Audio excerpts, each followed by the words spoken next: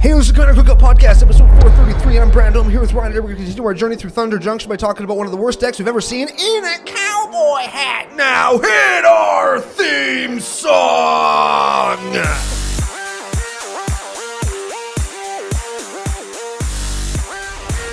Everybody's in a cowboy hat these days. They are. We're in cowboy land. How else are we going to know if you're not wearing a cowboy hat? Feels like being right at home. Man, I totally forgot to bring mine. I was going to bring it along. Is today the last chance we're going to have to wear a cowboy hat on the show? Probably not. There's a ton of leggies we haven't even touched on. Maybe we're moving on from Thunder Junction, but we're on the, whatchamacallit, the hype train. Choo-choo-choo. I wish somebody had robbed that son of a bitch, hey? Yeah. Man. Just rob the hype train just to slow it down. That would be really nice. Hey, I'm always here for more sets. You know that. Yeah, I'm into that. I know. That's because you don't buy them. Oh, wow. Yeah. We'll talk about if I did, where I'd go in a second, but do your thing. We will, but because first we have to say, hey, Ryan, we're back for yet another whirlwind adventure.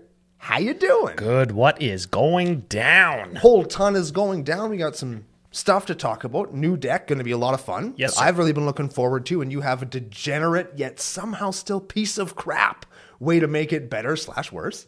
Mostly worse. Which I hope everybody's looking forward to, because I know I am. Before we get to any of that stuff, though, we have to thank our official business daddies, FusionGamingOnline.com, your source for all your gaming needs, and Pile of Bones Brewing Co., they're the second coolest thing to come out of Regina, and the official beer sponsor for CCO Sidewalk Slam Season 2, right here on YouTube. I pointed up to the TV behind me that you would see if you're watching on YouTube. Which you should be! Because Editor Joe works reasonably hard. Like 6 out of 10, probably. Hey? You know what? More than reasonably hard, he works reasonably late. He's like, oh man, I shouldn't have edited the show at 3 a.m. I wouldn't have forgot this thing that you asked about. That's my Editor Joe voice, by the way. Man, you know, I was talking to him like a couple weeks ago. I don't even remember what his voice sounds like. He should come throw frisbees around here more often. And then throw frisbees? You name branded his awesome name brand professional discs? He should come throw dollar store plastic plates more often? I don't know what he does. I wonder what his most expensive disc is. Well, they're frisbees. How expensive can they be? Like what, like $8? Yeah, what's he using? Just like the lid of an ice cream pail? Probably. Probably. You could. 5-gallon bucket lid for extra long shots? Yeah. I bet you I could beat Editor Joe at disc golf with a ice cream bucket lid for a putter. Okay. And a 5-gallon bucket lid as a driver. I'll bet you I could beat Editor Joe with a putter or a driver. Just like an actual club, and you just throw them overhand, they go tumbling, and they stick in the ground like a javelin? No, I meant like felonious assault. Oh, yes. You're doing crime against him. Yes. Targeting him or his stuff. As long as we are in Thunder Junction, I will do nothing but crime. To Editor Joe? To anybody. Oh. Yeah. I've already stolen your car stereo, my dude. Oh. Okay, well, I'm going to pretend that all didn't happen. We've got some people to thank, some stories to tell. I want to get right into the deck and mix in the podcasting business into the episode. That's exciting. Yeah, because you know all the people on YouTube, they talk for 15 minutes, it's not even magic. That doesn't bother me. Does not bother me, but I want to give the people what they want and then see what they complain about when they get everything. You can't say yes to some people. Well, you can, but then they find something else to complain about. That's you're mistaking those two things. Yeah. So today we have, and I'm a dumbass, I called him, what did I call him? Smiling Jasper Flint on the pre-show the whole time. And Brando didn't even correct me. Nope. It's Laughing Jasper Flint. So I'm going to give him a read here, and then we're just going to get right into it, and we'll mix in the podcasting business all intermingled in all the cards and stuff. So Laughing Jasper Flint, 4/3 Lizard Rogue, 4 red, black, 1. Creatures you control but don't own are mercenaries in addition to their other types. Yeah. So that makes them outlaws. Yes. Because outlaws are assassins or pirates or rogues or warlocks or mercenaries. Those are the 5 types that we care about in the deck, because the second ability is at the beginning of your upkeep, Exile the top X cards of your library, Not where opponent's library. opponent's library, where X is the number of outlaws you control. Until end of turn, you may cast spells from among those cards, and mana of any type can be spent to cast those spells. So I got like, I don't know, 3 guys. Okay. And one of them is yours, and he's a mercenary, and 2 of mine are like a rogue and a pirate. Yep. So at the beginning of my upkeep, I exile the top 3 cards of your library. Yo-ho. I can cast them if I want. Correct. That's how the deck works. Yes, I get to steal your stuff. that is correct. This guy is committing highway robbery. Yes, each 5-cent common that you jam into this deck that says one of those creature types on it also has the additional line of text at the beginning of your upkeep, draw a card. Oh, I didn't think of it like that. Yes. Oh, Yeah. this guy's freaking good. Yeah, right? I didn't think of that. See, he's better now. This is what I thought of, and people in the nation who know me are just gonna like face palm. Okay. Each 5-cent common you put into this deck says at the beginning of your upkeep, mill your opponent 1 card. So one of those things is distinctly better than the other, Yes. and I think it's the one that you said. Yes, I concur. Though you could see a world where I have like 100 outlaws because I comboed with tokens in some way, and then at the beginning of my upkeep, I mill you for 100. Yes, you could hypothetically do that. That is the truth, yes. I'm going to watch out for cards that will allow me to do that. I don't think they're in this deck. No, but no, I'm they're going to not. watch out for that. We've got to say big shout out and thanks to Squirrels here on our Discord. Squirrel's ear? Squirrel's here? Squirrels here, but I like Squirrel's ear I better. like Squirrel's ear better, Yeah. too. Real name, Michael, super boring and very normal. And we're going to call him Squirrel's ear. What kind of ears do squirrels have? Do They've they have got little like round little ears. So can they like turn them backwards like a cat? Yeah, they can flatten them. Yeah. And they can like move them all around? Yeah. Or are they like those like round kind of ears that they're just there on the top of their head and they don't move around? Or they just have like the weird sound holes on the side of their head like a snake? No, they've got little cute round kind of ears that they can move around like this. And that's so they can hear better. Yes, they're at bottom of the food chain. They got to hear everything because probably it's trying to eat them. That must be rough being afraid all the time. That must suck.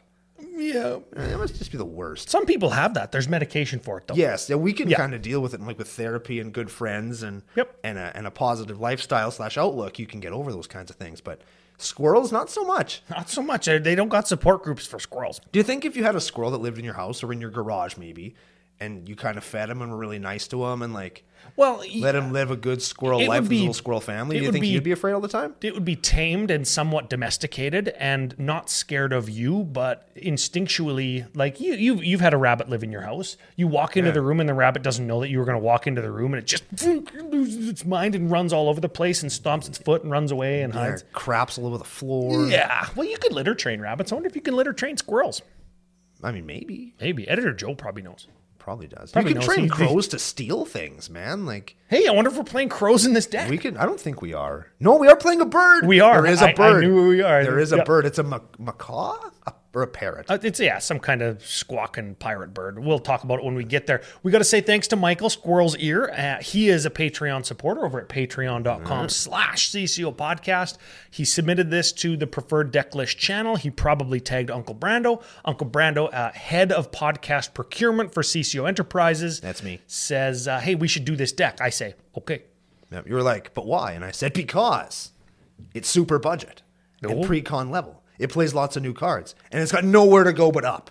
And no matter what you do to this deck, it's either going to be the same level of good or better. That's corporate salesman speak. It's got nowhere to go but up. Yeah, it has so much, and it doesn't even cost that much excitement. Yeah, buy low. Stock's only going to rise on Laughing Jasper Flint. Yeah. Did I say his name right? Yes. Yes. Okay. Correct. So big thank you to Michael. We've got a couple other patrons we got to say thank you to and F you to. Okay. One is a returner. Okay. One needs a nickname.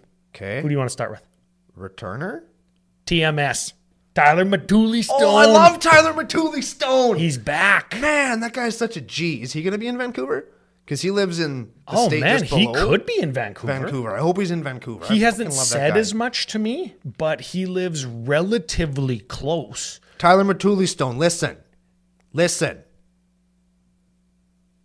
it. Yep. I pointed at the thing. You'd know if you were watching, which he probably is. Yep. So make it happen. Shorter drive for him than Us. Yes. And John from Gemstone Mine, he's like, oh, it's just a hop, skip, and a jump. And he sent me a screenshot of his drive from Florida. 50 hours. So if you're into CEDH and competitive stuff and getting better at Magic, you can watch Gemstone Mine right on the Commander Cookout Media Group YouTube channel. I thought that's why they watched us. No, entertainment and squirrels is why they watch us. Well, yeah, education. Edutainment. We just entertained It's them like about the, squirrel heads. it's like the Discovery Channel when it still showed animals humping. Yeah. Not anymore. Now And we those got guys wrote a song about it and then ruined everything. I suppose. Is that where we went downhill as a educational channel society? I think so. Honestly, Bloodhound Gang? I think that the Bloodhound Gang song really just kind of was the turning point. I was like, okay, things are over now. It's over. I think so. Speaking of over, we've got another patron. Yes. We got to put this guy over. Gotta smash him over, yeah. Yeah, okay.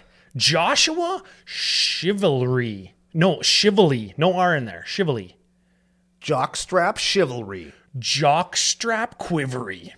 That also works. I like Jockstrap Quivery. Jockslap Quivery. Yes. Yes. That is how nicknames are born, people. I can't even say it. Jock Slap Quivery. Jock slap. I like that. I like that a lot. Jock slapping a cowboy hat. Oh, we're all laughing Jasper Flint up in Oh, here. I like that lots. Oh, well, Mr. Slap, Mr. Quivery. Welcome aboard. And F you. Yes. Oh, very much so. I hope he got finger blasted in the Discord. That's my favorite He part. certainly did. Everybody does. Yeah, very much so. Okay, so let's get into our first category with the deck. Now, there's no custom categories here. Oh, man, we're going to have to big brain this one, aren't we? As the procurement officer for the CCO Enterprises, whatever the hell you said, come on, guys. Come on. Submit a deck. If you're going to build the deck, at least tell us why all this crap's in here. You think we're going to be able to figure it out? No. When I was reading this deck list again, like I was refreshing myself on it this morning, and I was like, why the fuck are we playing this? This is terrible. Why are we doing this? Because it probably says 5 cents and draw a card on it. Some of them don't. All right, well, Some of them don't. let's start with the artifacts. We got 6 of them. Let's do it. Okay. Wayfarer's Bauble. This is kind of a mana rock, right? 2 tap, sack Wayfarer's Bauble, search your library for a basic, put it onto the battlefield, tap, then shuffle. Is this that much cheaper than the map?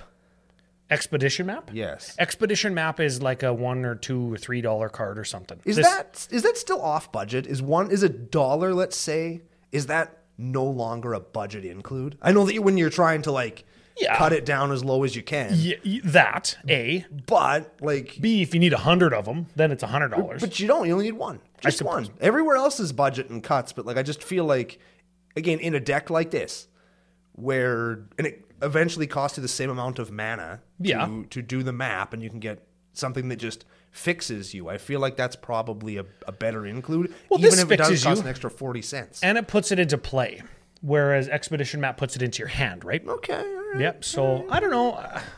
I like Expo Map when you're getting the land that you need. Nah, yeah. Right? Like getting Cabal Coffers. Yeah. Or getting your Urborg when you got your Cabal Coffers. Yeah. That's what you get, right? When you're just getting a basic because you're playing a budget deck, you get Wayfarer's Bauble because it lets you get any basic. All right. That's fine. I guess so. Okay.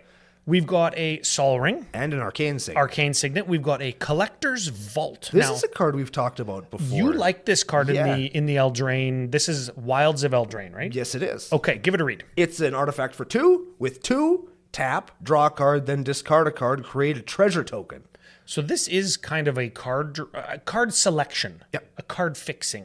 And mana investment? Also, yeah, mana on layaway, I guess. The next time you go to do a thing, you're going to have more mana for it, which is cool. Yeah, you know what? I think you play this card for the card selection and discarding. Maybe you care about creatures being in your graveyard. Yeah. That's all important. And then eventually, turn 6, you're like, oh, I guess I'll just have 4 extra mana. Yeah. Which by turn 6 or 7, like that's powerful because that on turn 6 might let you cast like a 10 or 11 drop. Yeah. Which is like Ulamog territory that you milled off your opponent's library. Ooh. Because you didn't put it into their graveyard so it doesn't shuffle itself back in. Yes. Ooh. Laughing Jasper Flint's laughing. Okay.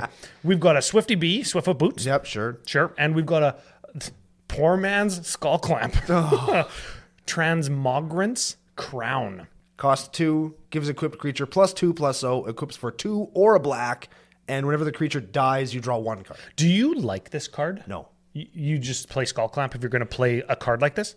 No, I think that there's better budget Skull Clamps, and now that I'm on the spot, I can't think of what it is, but there's one that comes in for 2, equips for 1, and when the equipped creature gets +1/+1, and when it gets blocked, you draw 2.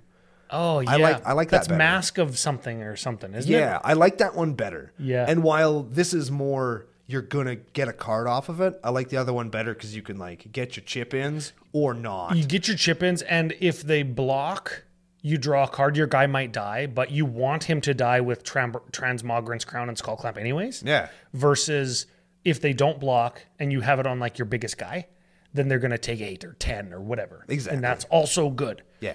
I wonder at what point, not for us, not when we say like draw a card, lose a life, but at what point is it more important for our opponents to not take damage versus us drawing a card? Or 2. Or 2. Well, what's our opponent's life to our card draw ratio? What's that ratio? 3? 4? 6? Yeah, like, would my opponent take 6? And of course, board position and how much life they have and blah, blah, blah. In a deck like this, they'd probably just let us draw the cards because they know that all the cards that we're going to draw off of ourselves are shit. Yes.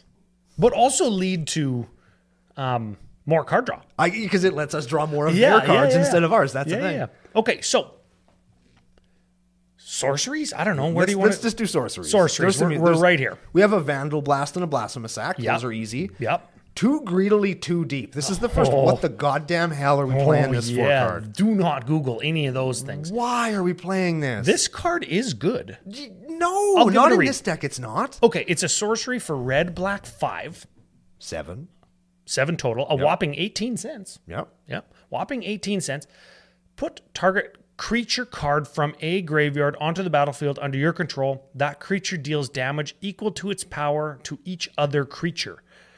So all of our stuff is little and poopy. Let's just say it what it is. Yeah. All of our stuff kind of sucks. And all the stuff that we're milling off of then is going into exile. Yep. So why are we doing this? This card doesn't seem very good. I have used this card. I play it in my Lord of the Rings bad guy deck. Yeah. Because, of course, you get like a 9/9 back. Yeah, and those guys all cost 7 anyway. Yes. So it's more worthwhile to get them back. Yeah, I got to pay 10 to get my commander out. Or if I mill like the War Mammoth or whatever, it's like an 8/8 trample, haste, whatever for 9 mana. Yeah. This makes sense. If I mill it, get it back, and then it deals 8 or 9 to everybody. Mm-hmm. I think this represents like the next sweeper in the deck after like Blasphemous Act or Hex, because we're playing Hex. Sure. Destroy X target or 6 target things. Yep. This is the next one in the line where I'm going to use it for a Wrath and probably just let my commander go to the graveyard if I have this in my hand. Well, if you're using it as a Wrath, I mean, just play Earthquake or Rolling Earthquake. Or Damnation or... Well, Damnation isn't budget. I'm thinking budget includes. You can play Earthquake I guess Earthquake is less and it's a damage-based thing. And probably Earthquake X equals 4, which is 6 total, right? Is less than this 7 and gets probably the same amount of stuff. Now, mana investment, once you hit 7, Earthquake is linear, where this is like, hey, I'll get your 10/10, and then you've like jumped up 3 mana in damage value. Or you could be sitting there going, fuck, there's a bunch of 2/2s in the graveyard. This sucks. Yeah, and there's a bunch of 3/3s on the battlefield. Yeah, that's only going to kill my shit. This is terrible. Yeah, and you attack with your commander, and then you play this after it dies, but it's not even going to die if there's 2/2s on the battlefield because he's a 4/3. Oh, man. All right. Well, okay, listen. Okay, you mentioned Hex. Yes, and I like Hex in this deck, not because it's a good card, because it's not, but because this is a Wild West themed deck, And Jonah Hex is a Wild West themed comic. Jonah Hex themed Secret Lair when he had the Gatling gun things on his horse and stuff. That guy's cool. Yeah. I don't think the movie was very good, but I know that people used to like that one. Yeah, my dad. Actually, how I got into comics was through Jonah Hex, and I think that's why I have this kind of attachment to the old style, like cartoony Wild West, because I inherited and thus learned how to read through comic books. You know this. Yep. And a lot of those were Jonah Hexes, like from the 60s. Cool. Yeah, I got Jonah Hex #1. Dang. Yeah, it's super cool. He didn't get his face melted till like episode or issue like 4 or 6 or something. Oh, wow. So in the early days, he looked like a normal guy. He's just some regular dude with Gatling gun horse. Yes. Neat. Yes. Like yeah. that. And okay, Knight's Whisper, that's draw 2, lose 2. Yeah. We got Blood Money, that's destroy all creatures, again for 7 mana. Jesus. For each non-token creature destroyed this way, you create a tapped treasure. Is Plague Winds a lot more dollars than that? Blood Money's like $1. Yeah. So would Plague Wind, can you draw cards for each creature you destroy, isn't it? Or it's No, you're thinking of Decree of Annihilation. Yeah. Which is 8 to destroy all creatures. And you draw a card for each creature. I got 13 the other day at F&M or EDH and M. See, I like that better. And it's got cycling for black 2. All creatures get -2/-2. Yeah, play that instead. That card is good. This one lets you jump up mega in mana. What's Plague Wind do again? Plague Wind is 7 mana, destroy all creatures you don't control. Like in Garrick's Wake. Yeah, Same I like card. that. I like that better. Yeah. Yeah, do that. Yep. And then we've got Final Sorcery, Back in Town. Back in town. Return, this is a good one. Yeah, this is black 2X Thunder Junction Commander. Return X target outlaw creature cards from your graveyard to the battlefield. Yeah. Assassins, mercenaries, pirates, rogues, warlocks, and Our outlaws. Our outlaws. Yeah. Yeah. Yes. Yeah. Okay. If you want to pick up any of the $1 cards in this sorcery section and spend a whopping less than $7, That's be like $7. Oh, $6.45, $55, $65. Got there. $6.55. Yeah. I think. If you took 5% off going to fusiongamingonline.com using CCO Save promo code. Is that how easy it is? It's that easy. Holy shit. You mean I could go and just buy this crap and just pay less for it? You know what we got to do one day? We got to do like a live go to Fusion on the show, put a card in a shopping cart, hit checkout, use the promo code, and show people how easy it is. But basically me just saying that is the exact amount of time that it takes. If I search up like Laughing Jasper Flint and put them in a shopping cart and I hit CCO Save, all capitals in the promo code line on fusiongamingonline.com, boom. Doesn't have to be all capitals. No? Nope. Oh, it's even easier. I don't even have to put caps lock on. That's correct. That saved me one button. I know. One button push. I know. That is, what am I going to do with all my extra time? You could push one additional button. And all my extra money I saved. Buy the rest of this deck, probably. Buy the rest of this entire deck. Yeah, you're right. Because wait until you see the budget and the couple cuts that we can make. I mean, there's cuts. Yeah, no, there is cuts. There's some cuts. Okay, that is true. Let's get to the enchanties. We'll do the instants, and we'll save the creatures for the end because the creatures are just hot, stinking garbage. Yeah. I love just talking about just shit. I love talking about shit cards. Enchantments. Enchantments. Rakish Crew. Rakish Crew. This is a Thunder Junction one. When Rakish Crew enters the battlefield, create a 1/1 red mercenary creature token with tap, gets +0/+0, activate only as a sorcery. Yes. So this represents a creature in our deck that we can then mill our opponents with. Or draw a card with. Very good. Okay. Yes. Also, when an outlaw you control dies, each opponent loses 1 life and you gain 1 life. Sure. So if we comboed and we had 100 of them and we milled one opponent during our upkeep, and then we had like a sack outlet for the rest of them, we can kill at least 2 more. Well, you'd kill all of the rest of them because it damages all of them at the same time. You wouldn't even have to mill them at that point. Oh, no, I'm milling them. Sure. Brimstone Roundup. Another Thunder Junction card. This one for red 1. Whenever you, cast your second spell. Each turn, you make a mercenary token. One of those guys. And then it has plot for red and 2, which means you remove it from the game, and then at a later turn, you can play it for free. You know what? I've played against some plot cards. It is more powerful than I thought it was going to be. Like, imagine this. There's some turn relatively early in the game, non-sequential kind of take it off turn, because maybe I've got an activated ability, or maybe my commander gives me value, or I just Sure. want to swing in with some guys for chip-ins. Yeah. Right? Plot this thing. Go. Right? And then you just move on. And later you cast it for free. So on a turn where you are hard up for mana, or I need to cast 2 things, or blah, blah, blah. Plot it for like unplot it. Yeah, there you go. Yeah. Yeah. It's good. I know, like maybe if you have to discard or something, but you don't really want to play it at that moment, you plot it then, and then. Yeah. Well, plot only as a sorcery. Well, yeah, but on your turn, like you don't want to discard down to hand size, you have 8 cards, but you don't really want to play the card yet. You just plot it, and I'll deal with this bullshit later. You're telegraphing, but it's kind of okay because later it's free. Yes. Okay. You like this card. Black Market. Yeah. It's an enchantment for black 3. Whenever a dude dies, it gets a counter. At the beginning of your main phase, you get a black for each counter on it. It's slow, but this card will make you some big mana. It also just drains removal out of your opponents.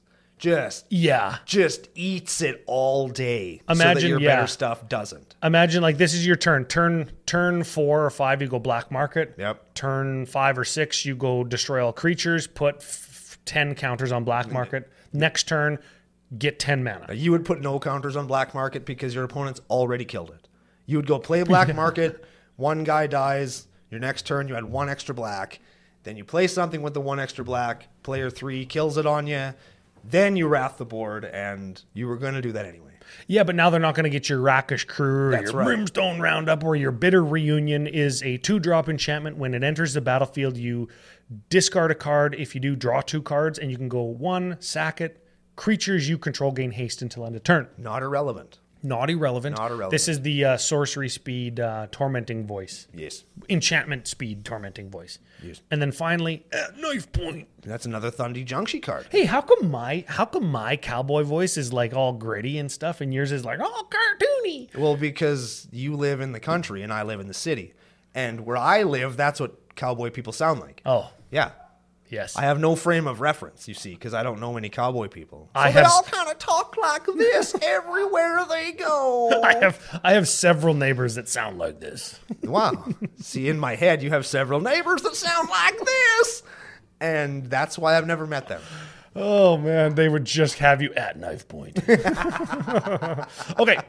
Black, red, 1 enchantment. As long as it's your turn, outlaws you control have first strike. That's Sick. fine. Yeah, that's good. Whenever you commit a crime, Yeah. create a mercenary There we go. that taps to give +1 to a guy. Yep. I don't hate that. I don't hate that either. So whenever you commit a crime, is that activating an ability that targets your opponent? Yes. Oh, so if I had some way to infinitely target my opponent in some way, maybe with a creature, I could make infinite mercenaries, thereby infinitely milling them on my upkeep. No. What? You have to finish reading the card, Ryan. Whenever you... Oh. No. Yeah, maybe Joel have it blinking on the screen because this ability triggers only once each turn. Because some degenerate knob like me thought of that. Damn it. I know. But if you could figure it out some way to do it once on everybody's turn. Yeah, you can have 4 dudes. That's draw 4 more cards every turn. I love 4 dudes. I mean, technically, you could play the lands that target things, like target legend gains banding, target legend gains first strike, and you can just target your opponent's stuff with those lands, kind of like I do in Hirobi. And then you prevent 1 damage to something with Oasis. Yeah, and that would be a good include in this deck because the colorless mana from Oasis can be used as any color of mana to play your opponent's stuff, which is what we're doing. Oh, that's really good. Yeah, are those on budget, you think? Probably. They're lands from Legends, and we got 2 of them reprinted in the Lord of the Rings set, right? We got Hammerheim and Urborg. We got the 2 that go in this deck. Yes, we did. We did, yeah. There we go. Yeah. And isn't that funny that we're using those crappy things? Like, hey, you can have banding. Hey, I'm going to prevent 1 damage to you at knife point. Okay, we can probably get through these instants pretty quickly. Village Rights. Sack a dude, draw 2 cards. Unexpected Windfall. Think of it this way. Okay. We steal your stuff, we're going to sacrifice it. Yes. Probably. Correct. Yeah. Okay. Or since your stuff is better than ours, we can sack our shitty stuff. Let's be honest. That's what we're doing. Okay. Unexpected Windfall. Draw 2, create some treasures. Discard a card when you cast it. Chuck 1, draw 2, make 2 treasures. Okay. That's how I'm going to do it too. Thrill of Possibility. Chuck 1, draw 2. Shoot the sheriff. Shoot the sheriff. Who's that? Eric Clapton? I don't know. Eric Clapton? Producer Gary? Maybe. He doesn't know. Neither do we. Shoot the sheriff is you kill a non-outlaw creature. Sure. Which is... Why isn't there a shoot the deputy? Or a deputy survives or something that gives your creature protection. That would be so funny. Oh, so good. Okay, pile on. I like this one. It's got Convoke, destroy target creature or planeswalker, and Surveil 2, which is fine. And it's got Convoke, so you can make it free. Yes. Lethal Scheme. Oh, okay. Also Convoke, destroy target creature or planeswalker. Each creature that convoked Lethal Scheme connives, which is draw a card, then discard a card. If you discarded an online, you put a +1 on that creature. That's neat. Yep. I kind of like that. I like this one. Maim, kill, maim, burn. All crimes, all day. Kill, maim, burn. Choose, and this is an instant for an instant, mind you. Yeah. Usually cards like this are sorceries. No, they're not. Destroy target artifact, destroy target creature, kill, maim, burn deals 3 damage to target player. And you can pick one or all. One or more. Yes. So you could pick 2. Who's going to do that? Crime. When would you ever not want to deal 3 to your opponent also? It should just say, this spell does 3 damage to your opponent, and then choose one or both. What if you're the only one with a creature? You destroy target artifact and deal 3 damage, but you don't kill the creature. Yes. Yes. I would kill my own guy. Fuck it. Yeah, I'm gonna maim him. Yes. Is kill is destroy target artifact? Not kill is kill a dude. Maim is destroy an artifact. Burn is burn. Okay. Doomblade. We're playing Doomblade. Doomblade should be terminate, let's be honest. Sure, but there's no reason to play Doomblade anymore. I'm sorry. I wonder if we're playing Doomblade. We're playing Doomblade. Deadly Dispute. Sack a dude, draw 2 and make a treasure. I play this card. Dead before sunrise. Dead before sunrise. That's it. Oh, that's my turn. Red 3 until end of turn. Outlaw creatures you control get +1 and tap. This creature deals damage equal to its power. Yeah. Oh man. And remember, all the dudes that you've stolen from your opponents are outlaws. So if I steal like an Ulamog, then I can just tap it and deal like 12 to something. Yes. Ooh, that's pretty good. Yeah. That's a good one. And if you had the most powerful, the most handsome, the most versatile creature in all of Magic the Gathering. Is this producer Gary's first Brash Taunter in studio? Brash Taunter! In your deck. He doesn't even have to be the creature type of choice. You could use this card, have all your dudes beat up Brash Taunter, and then you've won the game. Most likely. Yep. Yes. Okay, Curtain's Call. I play this card too. This is Undaunted, so it costs 1 less for each opponent you control. Mm-hmm. Destroy 2 target creature. Oh, I like that. Yep. And finally, Baleful Mastery. This card was good. You can pay... I think I played this card too, actually. Okay. You can pay black 1 rather than play this spell's mana cost, which is black 3. If black 1 was paid, an opponent draws a card, but you exile target creature or planeswalker. That's pretty good. Exile a creature or planeswalker, you draw a card, is fine. But if it's late game and I can pay 4, I just get to exile your best thing. That's no graveyard for you. And you don't even have to give it to the person whose thing you're exiling either. It's like, yo, I'm going to exile your thing. You can draw a card. Yes, that's what you do. Yep. Just to rub salt in the wound. Yep. I love rubbing salt in wounds. I love salty wounds. Yeah, that explains your... shotgun blast in the toilet. Yeehaw! That's Uncle Brado's riding a toilet. Looks like he's riding a mechanical bull after he eats Taco Bell. And then I go like, because it's so tall. Oh, yeah. Oh, man. Okay. Let's talk some Creech. We got to pound some Creech here. Some neat Creech. Okay. Vial Smasher, Gleeful Grenader. I wanted this guy to be good so bad. Because look at the picture. Look at him. He's look so at his funny. Stupid everything. He's juggling lit dynamite with a cowboy hat on. The man is quintessential Thunder Junction. He's got his foot up like on a big rock. Like he's standing there like... Yeah, he's an OG Vial Smasher was such a badass, right? And now we have this. Yeah. Whenever another outlaw creature enters the battlefield under your control, Vial Smasher deals 1 damage to target opponent. Not even each. Target opponent? Oh, hey, I could make infinite mercenaries with this.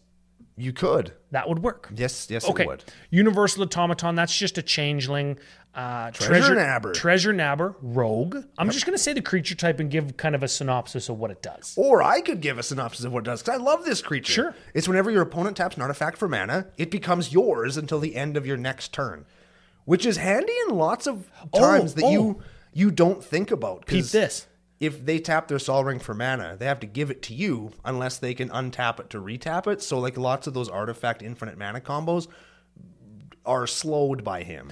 What if they tap an artifact creature for mana, like a mannequin or a millican? Yep.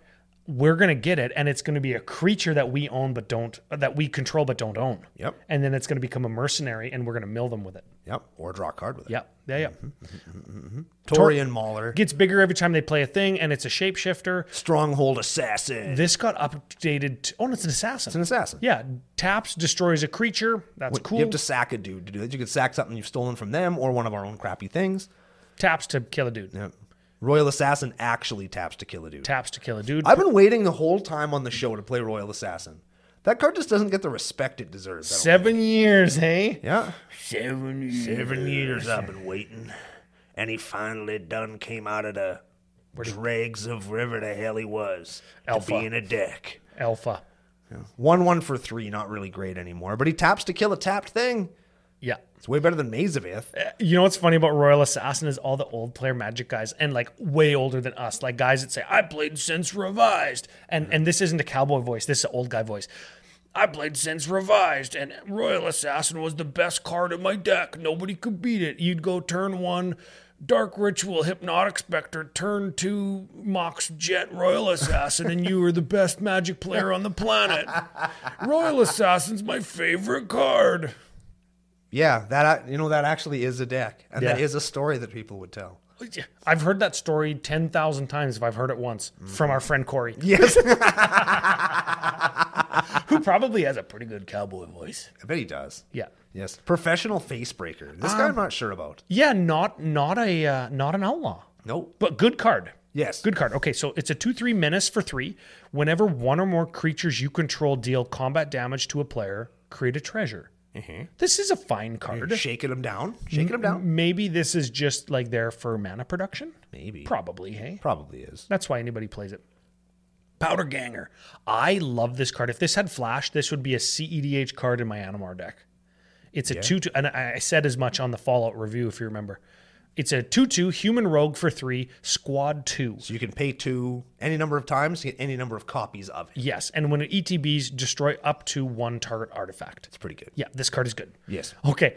Here it is. Potentially best card in the deck. Ooh.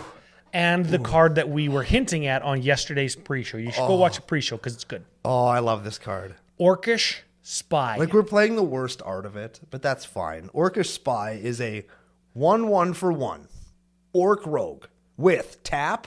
Look at the top 3 cards of target opponent's library. Target player's library. Oh, target players. It could be ours. We could look at ours. I wouldn't. No, just theirs. No, you look at theirs so that you can see who you want to mill. Yes. Mm-hmm. Yeah. And if you could find ways to like continuously untap him, like in this funky combo deck that I'm not going to build and theorizing, you could potentially untap him and look at everybody's. I wish I could play this guy in my Clash deck. Why can't you? Because it's not the right colors. It's red and... No, sorry, it's black and blue. That's a stupid color for a Clash deck. You should have red. I wish I could. Why don't you? Because it's my octopus squid guy. Marvo Deep Operative, remember?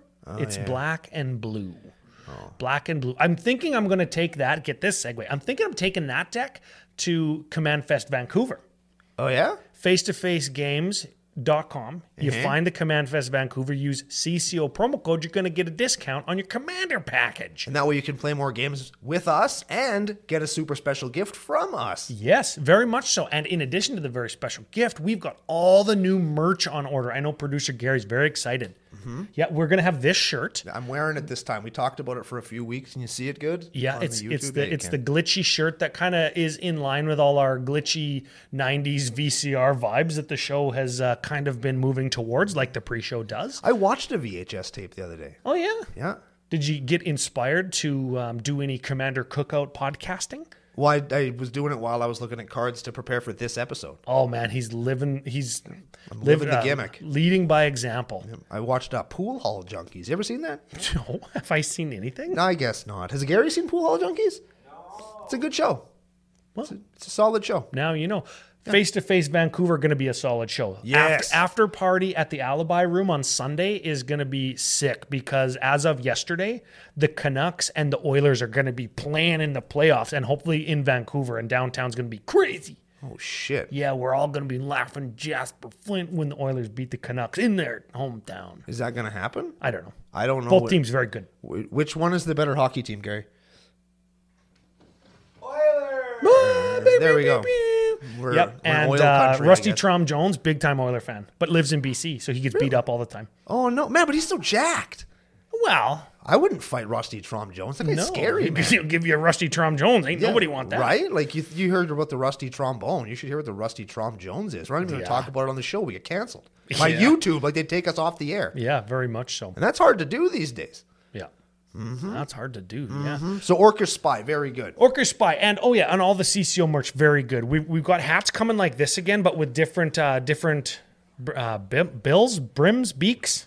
Sure. And we've got that shirt. We've got a bunch of new stickers that do match this. We've got a couple styles of hats. We've got all the standard like CCO shirts back in restock. Mm-hmm. We're going to be running the Commander kind of game launching pad. Okay. That's what I'm calling it. The game launching pad, and it's going to be on, around, or at the creator booth with all of the other great friends that we all come to know and expect and love and hate. Yeah, at all the events. Do we know who else is going to be there? The Rogues Passage guys were going to come, but I think they told me that they're not. Scum. I know that Loading Ready Run is going to be there. Sure. Yep. I know. I don't know who that is, but I'm glad that they're going to be there. Yeah, never heard of them.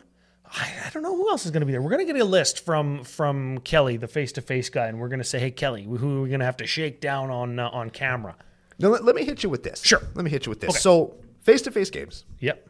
I did have to get some cards from them. Oh? They're fine humans. Yes. And had to get some cards from them. Yep. So, makes my order, and I'm thinking to myself, I want this for Obeka so I can have Obeka built for when we go to Vancouver. Because I really want to play it in Vancouver. The cards still aren't here. And I'm starting to get nervous. Should I have just set it to pick it up at the event and just brought Obeka for day 2?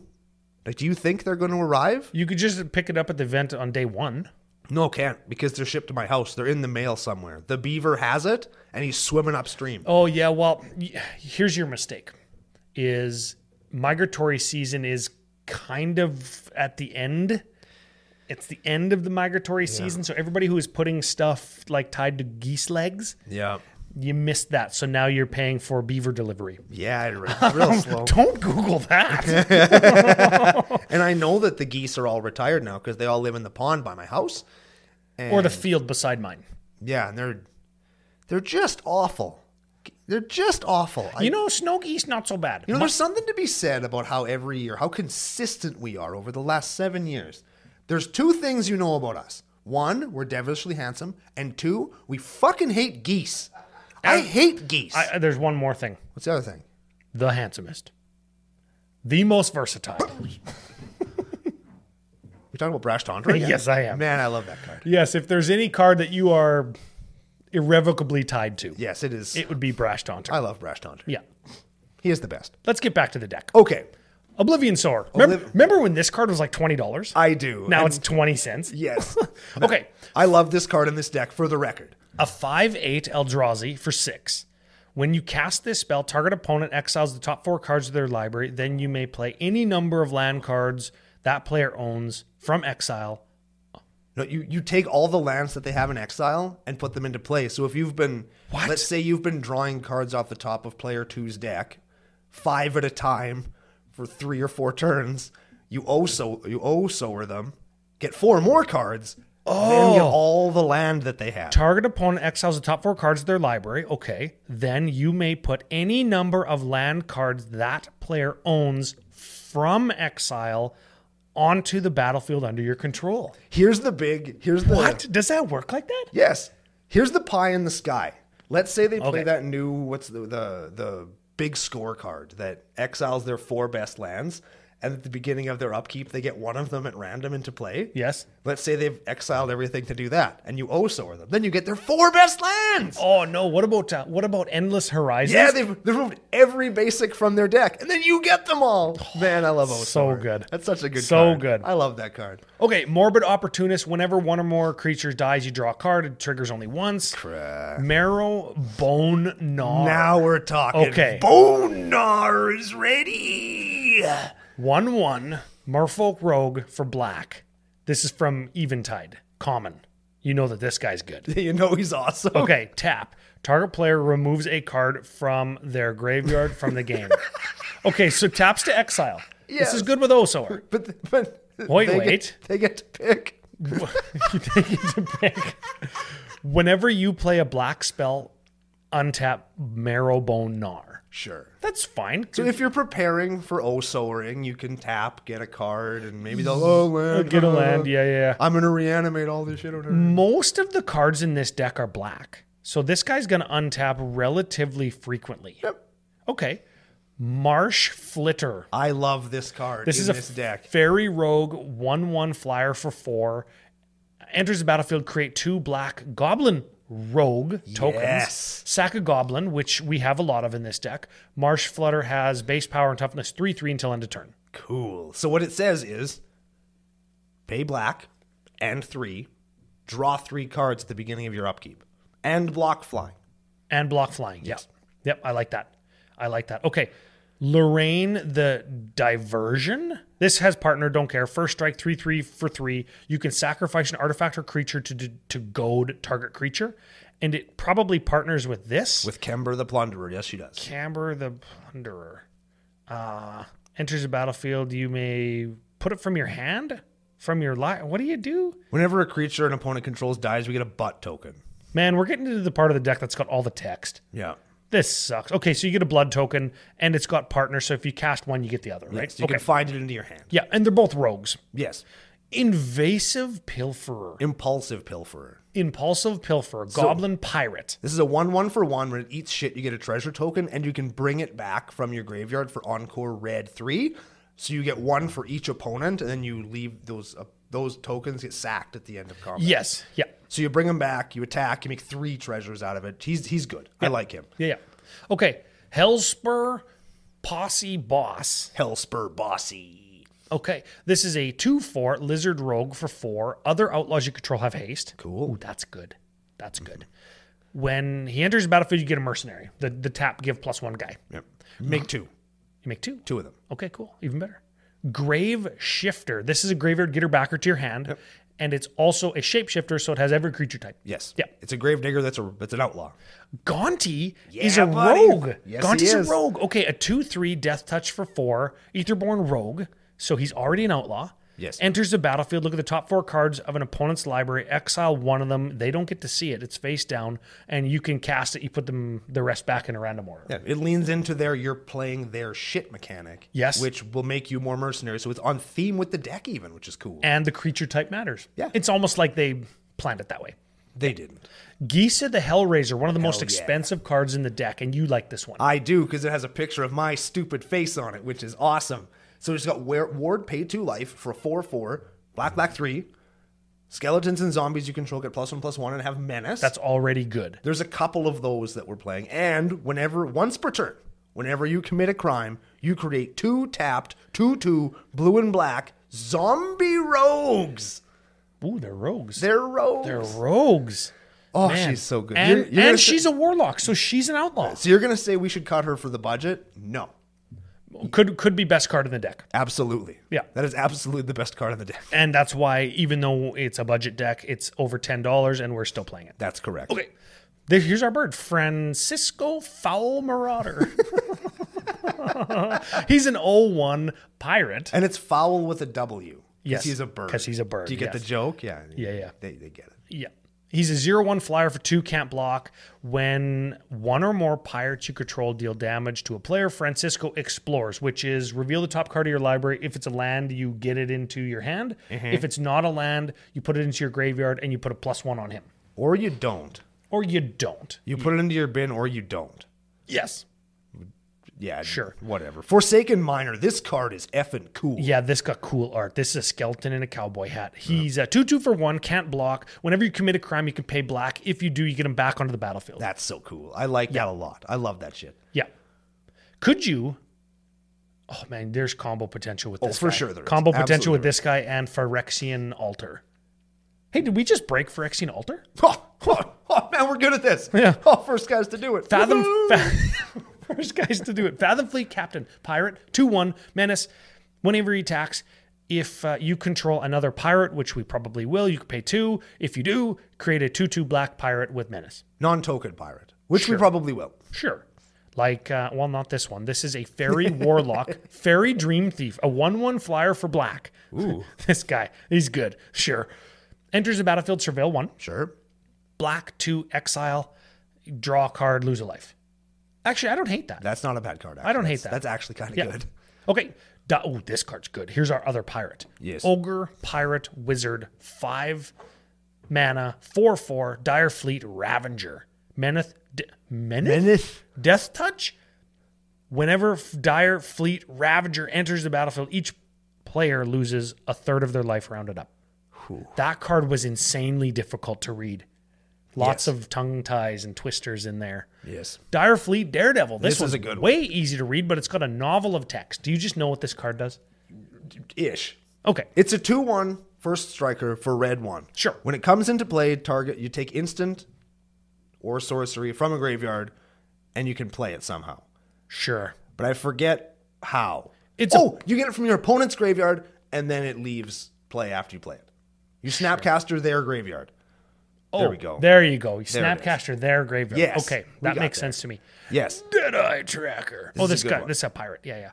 1/1 for 1. You go black 1, tap. Exile 2 target cards from an opponent's graveyard. Deadeye Tracker explores. So he commits crime, then Yes. you explore. Oh, that's good. Yes, Crime is good. You get your skeleton guy back. You make 2/2 zombie rogues, Yes. and one other thing that your deck's already doing.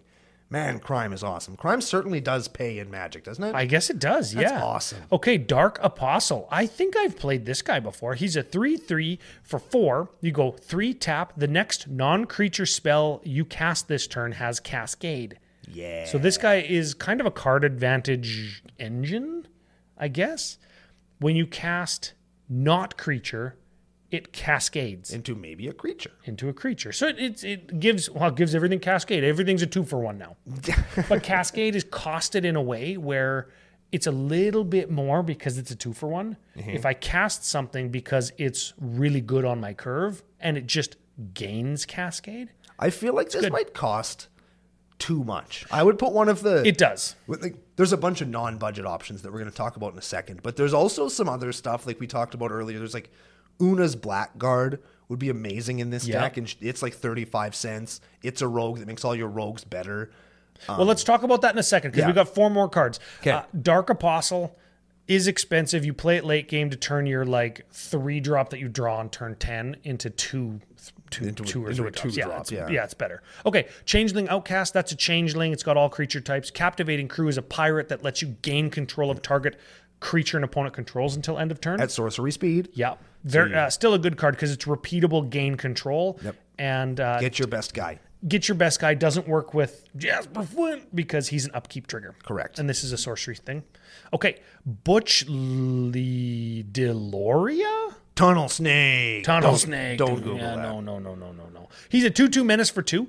Whenever Butch Delory Tunnel Snake attacks, it gets +1 until end of turn for each other rogue and snake you control. Yeah. But rogue in this case is the thing that's important. Yes. And finally, black 1, put a menace counter on another target creature. It becomes a rogue. Ooh, Yes. that's good for your professional face breaker. Yes. Sure. There. That's the only way it's going to be a rogue. But we got it. Synergy with 1 card. Ooh, Yes. Good job, boys. Ooh. Really broke the format. Breaches. Brazen Plunderer. Oh, yeah, I want to plunder some brazens. I want to plunder brazenly. Yes. Yeah. I want to plunder some raisins out of my pantry when I get home. What? You like raisins? I mean, yes, but... Okay. What? Those are kind of a fruit. Well, not anymore. They've been like sugared and desiccated. They're basically zombies.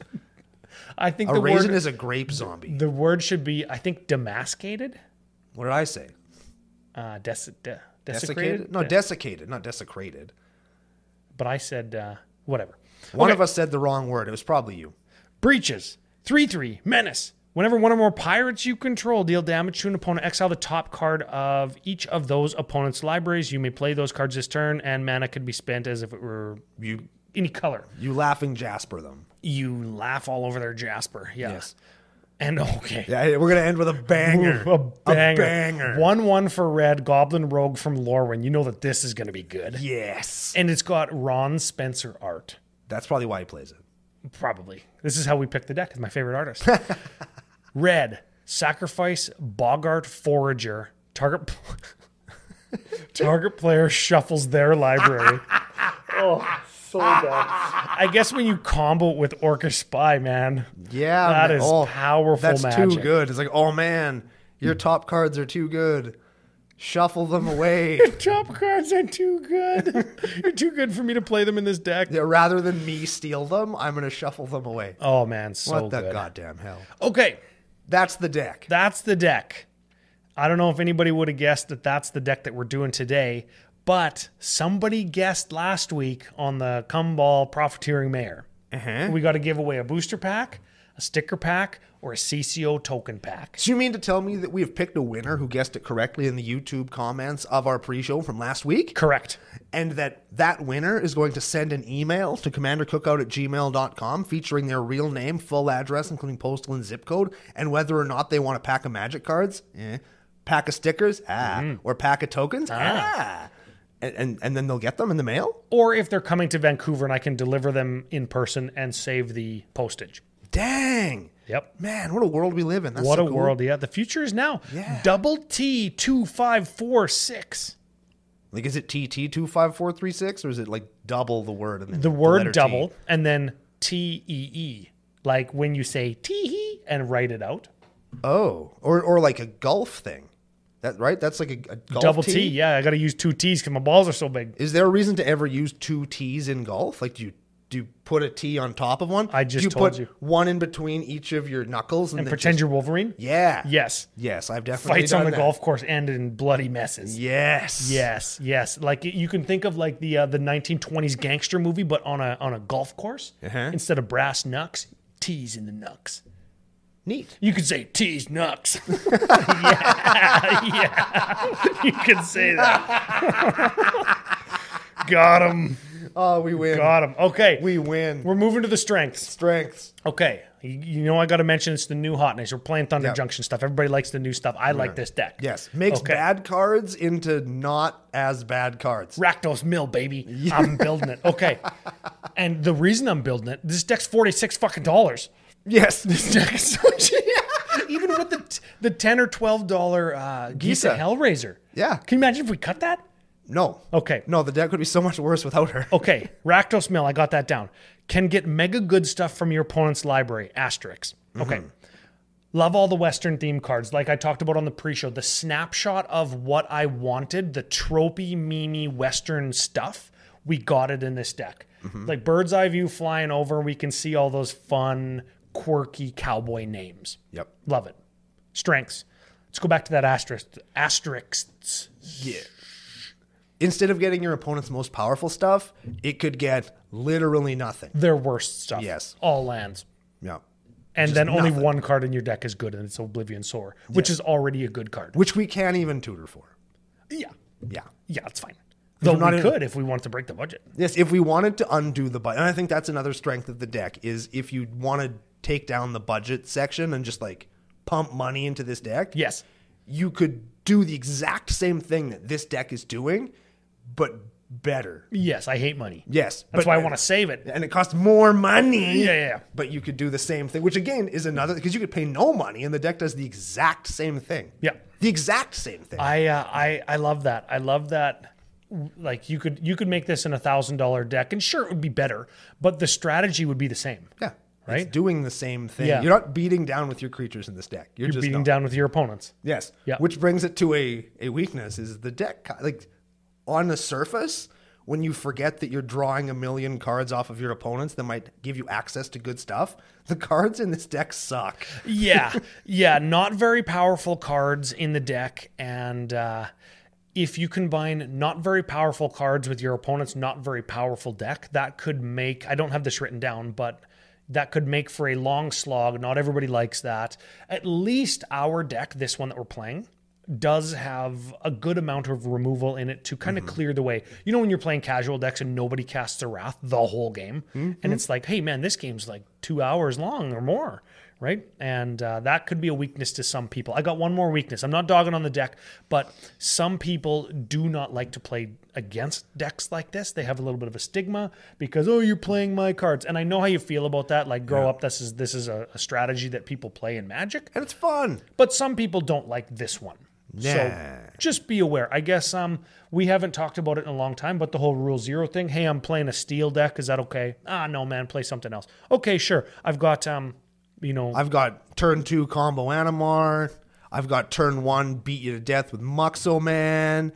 I got Norin the Wary Chaos Control. And they'll say, nah, play your steel deck, bro. Playing Smiling Jasper Flint. Yeah. No, Laughing Jasper Flint. There you go. You got it. You got it. Now, the moment we've all been waiting for. Oh, baby. Okay. This deck. Oh, baby. $46. I said that already. Cat's out of the bag. We already knew that. Okay. Blasphemous Act. And listen to these cuts. No, I'm not even going to start at Blasphemous Act because I'm going to say Professional Facebreaker. Yes. Second most expensive card in the deck, not an outlaw. Yeah. And it's a 3 mana ramp thing. We could do better at 1 or 2 or 3 mana with artifacts or creatures. Yes. Yeah. Okay.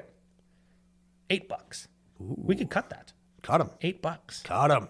Now, most expensive card in the deck also happens to be like probably the best card in the deck. One of the most powerful cards in the deck. Now, if you wanted to build this deck and you opened up some Thunder Junction, maybe you're a new player. Sure. And this card, Gisa the Hellraiser, very good in the deck, but you didn't open one. Didn't open one in your booster box because it's a mythic, right? Yeah, or it's a rare or whatever. And they're not, I've seen, again, I've been present for 3 full box openings. Yeah. I've seen 2 of them pop out of those 2 boxes. Okay, so somebody can't build this deck. Right. that poor sap. Yes. And they don't want to spend an extra $9 or $10 at their LGS because they already bought a booster box. Sure. Or they went to Fusion and used CCO Save. It works on sealed product too. They saved enough to buy a Gisa. Ooh, good point. They use CCO Save. Good point. Oh, man, keep her in the deck. But if we didn't, $9. Sure. So we've already cut $17 out of a $46 deck. So we're down to $19. Well, no. But $29? The 2 most expensive lands in the deck that are like dual lands in a 2-color deck. They're like Dragon Skull Summit and like a filter land or something. Sure. Whatever. $3. Listen to this cut. Now, Blasphemous Act, because it has a multiple dollar price tag, and I know that there's probably worse sweepers in the deck currently, but that one's $2. We cut those 4 cards. 4 cards. $24. Jesus. You can't build a deck for $24. No, you can't. Except this one. Yes, you can, and it's this one. Yes. I think $24 might be, and this is a challenge for the nation, and you tag Brando in our Discord if you're a Patreon supporter because he's head of podcast deck procurement. Or put my name in like all caps in the email. Yes, subject line. CommanderCookout@gmail.com. Yes. Shoot us a deck that's cheaper than this. Because $24 is the cheapest deck we've ever done in 7 years. And the last time we did a $24 deck, it was like in 2019. Yeah. And we know how prices have changed since then, right? Yeah. Like everything else. You been to the grocery store lately? We're not talking about that. But $24 in this market, in this economy, cheapest deck we've ever done. Yep. And you said before I even looked at the deck, I really like this deck. I like the cards in this deck. Yep, I looked at it and said, man, I could make this into like a stupid mill combo deck, and I like the deck. And there's so many things that you could add here and not even touch this, what it is now, like $47 or whatever it is. Una's Blackguard I talked about earlier. Yep. It's a rogue that makes your rogues bigger and better. If you have one, you could play a Bitter Blossom because it makes rogue tokens. Oh, yeah. You know who else is a rogue? Cockslide Extortionist. You know You know who else is? He could be in your mana production instead of the Professional Facebreaker. Yeah. You know who else is an outlaw? Who? Ragavan. Oh, he's good. Yeah. Opposition Agent is also an outlaw. Oh, he's good too. Right? Like and nobody's like, we're not tutoring our deck. We're not putting a $40 tutor in our deck. No. We got Oppo Agent. Mind you, he's expensive. Yeah. But if you have one because you played during Commander Legends, there you go. He's good. Right? Like there's so many just really great cards. And then you could put things like Una's Blackguard. You could put, there's a Corrosive Mentor as a rogue. He gives all of your black creatures Wither. There's a 1/1 Goblin Rogue from, I think it's Eventide, that's a 1/1 with Fear. That's a rogue, right? Like there's so many just shitty. If you want to lean more into the crime, there's Doothy Trap Layer or something. It taps to tap a creature. That's a crime, and it gets a blocker out of the way, and it draws you a cheap card. Guys into the deck that are like 1 and 2 mana, so you have them before Laughing Jasper Flint, right? So you want the 1 and 2 drops. Yeah, and we talked about Weirding Shaman. It's like a 2/2 for 4, and you pay some amount of mana and sack a goblin, and you get 2 goblin rogues. So you can just dump your mana into that to draw more and more and more cards on all your, and those all cost 8 cents. Well, except for Dockside Extortionist. Except for Cockside Extortionist and Ragavan. Dothy Voidwalker. Dothy Voidwalker's a rogue. He's a rogue. Yeah, I've got rogues up here on the old Scryfall, and we're just quickly going through before Editor Joe jumps through and strangles us. Frog Tosser Banneret. It's a goblin. It's a rogue. It makes your goblins and rogues cost less. Oh, that's good, because then that's a mana dork, and he's at 2 mana. Yeah. So that is like legit 2 mana rock for half the cards in your deck, especially if you skewed some of your outlaws more towards one creature type like rogue, right? Or goblin. Or goblin. Nah, you do. But goblin isn't an outlaw, right? It should be.